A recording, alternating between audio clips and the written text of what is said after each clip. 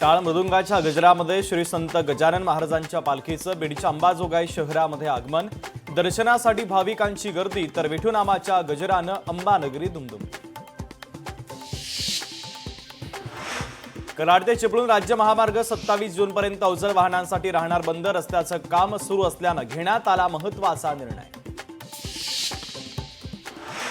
गंगापूर धरणाच्या पाणलोट क्षेत्रामध्ये संततधार पाऊस। गोदावरी नदी परिसरामध्ये पूरसदृश्य परिस्थिती। गोदाकाठ परिसरात 12 सुरक्षा रक्षकही तैनात। कृष्णा नदीची पाणी पातळी 3 फुटांनी वाढली। नृसिंहवाडीतील दत्त मंदिरामध्ये पोहोचलं कृष्णेचं पाणी। पावसाचा जोर कायम राहिल्यास मंदिरामध्ये यंदाचा पहिला दक्षिण द्वार सोहळा पार पडण्याची शक्यता। भंडाऱ्याच्या गोसेखुर्द प्रकल्पातून 80 क्युसेक्न पाण्याचा विसर्ग। पावसाळ्यातील पूर नियंत्रणासाठी जिल्हा प्रशासनाचं एक महत्त्वाचं पाऊल।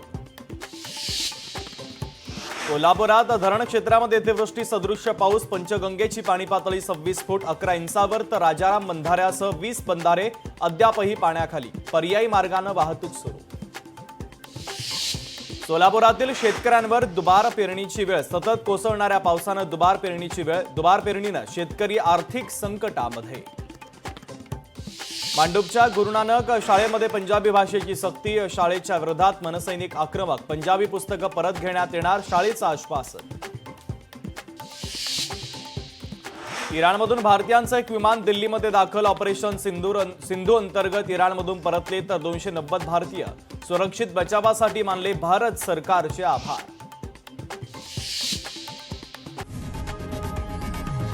लोकशाही मराठी ऐका, पहा, जागरूक रहा।